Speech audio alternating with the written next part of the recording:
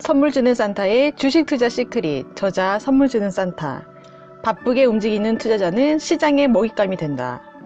주식은 한번 매도할 때마다 0.3%의 세금을 부과하기 때문에 수익이나 손실 없이 같은 가격에 사고 팔기만 해도 10번이면 세금이 3%, 100번이면 무려 30%가 원금에서 깎입니다.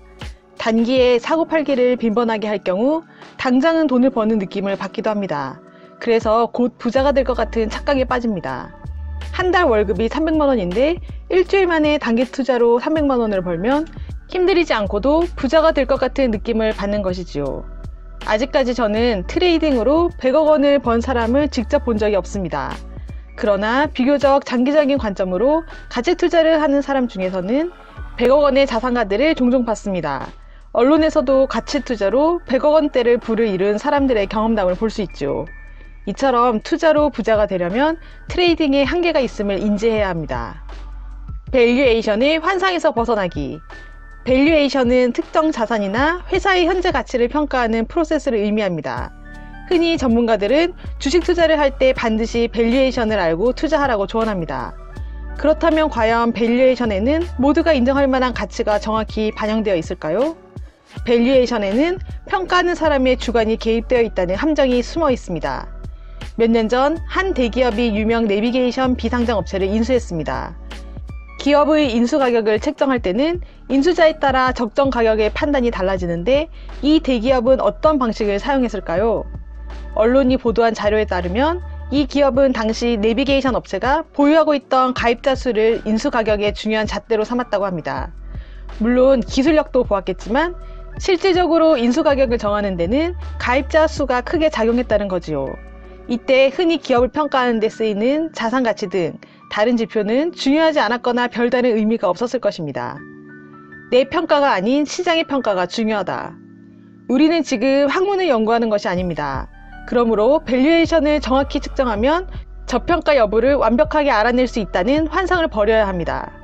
밸류에이션은 정확히 평가하는 것 자체도 어렵지만 그 가치를 나만 인정하고 시장에서 인정하지 않으면 소용이 없습니다. 밸류에이션 수치는 참조는 하되 기존에 우리가 배운 방식으로 답을 찾으려 하지는 마십시오. 그게 답이었다면 이미 많은 사람이 큰 부자가 되었어야 마땅합니다. 정작 중요한 것은 제대로 된 성장 산업을 찾아 그 산업에 속한 좋은 회사를 선택하는 일입니다. 그럼 기업을 어떻게 평가해야 할까요? 투자 지표가 알려주지 않는 내용을 보라. 유망 축구 선수를 뽑을 때 DNA, 혈액형, 신장, 체중, 체력만으로 손흥민이나 박지성 같은 선수로 성장할 사람을 찾을 수 있을까요? 손흥민 선수나 박지성 선수는 체격 조건보다는 의지와 환경의 영향을 더 많이 받았다고 봅니다.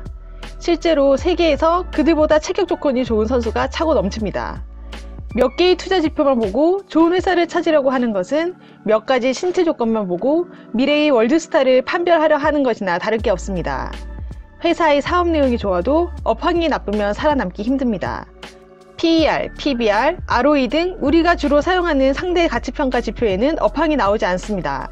지금 재무적으로 은행 잔고가 많아도 경영자의 자질이 부족하거나 기업 문화가 좋지 않으면 혹은 업황이 어려워지고 있고 경영자에게 위기 대처 능력이 없으면 자산은 곧 줄어들고 맙니다. 이러한 내용은 투자 지표에 나오지 않습니다. 가격은 시장이 정한다. 가치 투자란 싸게 사서 무작정 기다리는 게 아니라 좋은 산업에 속한 멋진 회사를 적정 가격에 매입하는 것입니다. 이것이 제가 생각하는 가치 투자의 정의입니다. 정말로 좋은 투자처는 수요가 많고 가치가 높게 매겨져 있어서 잘 하락하지 않습니다. 이는 강남 부동산이 불패 신화를 오랫동안 이어가는 것과 마찬가지입니다. 이런 사고방식으로 투자를 하다 보니 저는 조금 비싸게 사더라도 제대로 된 투자처를 찾아 그곳에 투자하는 데 더 초점을 맞춥니다. 값이 싸다고 지방에 있는 부동산을 10채 사느니 비싸도 강남에 있는 똘똘한 아파트 한 채를 사는 게 더 낫다고 보는 거죠. 저는 이 관점을 주식에 그대로 적용합니다. 2015년 반도체 부품 회사 TCK의 주가가 주당 23,000원에서 7,000원에서 8,000원대까지 하락한 적이 있습니다. 웨이퍼를 고정해주는 소모성 부품을 만드는 이 회사는 국내에서 독점적 위치에 있습니다. TCK가 1만원 이하로 내려갔을 때 저는 시장 지배력과 향후 반도체 업황 등을 고려해 매수하는 게 적정하다고 판단했지요. 반면 제 주변의 다른 투자자들은 여전히 PER이 높다며 고평가로 보았습니다. 그들은 모두 주식 투자에서 그들 나름대로 성과를 내는 투자의 고수였지만 투자를 꺼려 했습니다. 이후 TCK 주가는 무려 3년 만에 83,000원까지 올랐습니다. 3년 동안 무려 10배가 오른 것이죠. 2021년 TCK 주가는 4월 247,800원 신고가를 달성하고 6월 175,000원입니다. 가치평가가 아닌 비즈니스 평가를 하라. 비즈니스 모델은 단순해야 한다. 어떤 회사를 분석할 때 사람들이 가장 신경 쓰는 것은 재무제표와 차트 흐름입니다. 회사의 펀더멘털을 분석하는 것은 당연하며 기본적인 것이고 여기서 한 발 더 나아가 살펴봐야 할 것이 있습니다. 회사에 돈이 어떻게 들어오는지, 무엇을 팔고 어떤 서비스를 제공해서 돈을 버는지, 고객이 기업인지 아니면 소비자인지, 회사 영업이 국내와 해외 중 주로 어디에서 이루어지는지 등이 그것입니다. 모든 분석에서 가장 중요한 요소는 회사가 사업을 잘할지, 회사에 돈이 계속 밀려들지입니다. 과거 지표는 아무리 좋아도 소용없습니다. 화려한 과거가 미래의 성공을 보장해주는 것은 아닙니다. 회사의 수익 구조가 머릿속에 깔끔하게, 깨끗하게, 심플하게, 쉽게 그려져야 합니다. 전문 지식이 있어야 해당 업체를 분석할 수 있는 게 아닙니다. 사람들이 애용하면 해당 회사는 당연히 돈을 많이 벌 테고, 그처럼 돈을 버는 과정을 쉽게 이해할 수 있는 회사가 좋은 회사입니다. 스토리가 쉽게 나오는 회사가 투자하기 좋은 회사다. 문제는 스토리가 전혀 보이지 않는 회사에 있습니다. 일부 바이오 종목, 해당 회사 제품을 쉽게 접할 수 없는 B2B 회사, 조선소에서 업체들끼리 거래하는 부품 회사 등 일반인의 눈에 스토리가 보이지 않는 회사가 많이 있지요. 이럴 경우는 어떻게 해야 할까요? 간단합니다. 잘 모르는 분야나 확인하기 어려운 회사라면 그 회사에 투자하지 않으면 됩니다. 저는 이런 회사에 절대 투자하지 않습니다. 우리가 반드시 모든 회사를 커버해야 하는 것은 아닙니다. 모르거나 어려운 회사는 그냥 스킵하세요.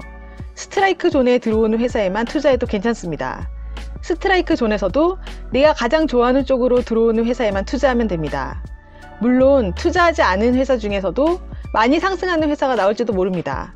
그걸 아쉬워할 필요는 없습니다. 그건 내 것이 아니라고 생각해 관심을 두지 마십시오.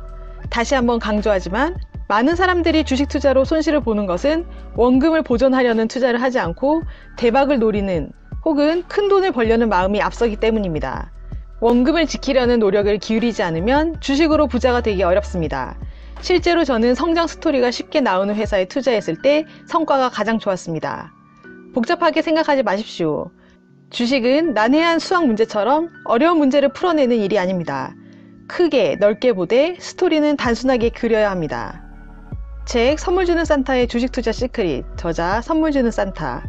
투자 원칙을 지켰을 뿐인데 자산이 100억으로 늘었다에 대해 더 자세한 내용이 궁금하신 분들은 이 책을 꼭 읽어보시길 추천드립니다. 구독과 좋아요로 부유한 책방으로 입장하세요. 감사합니다.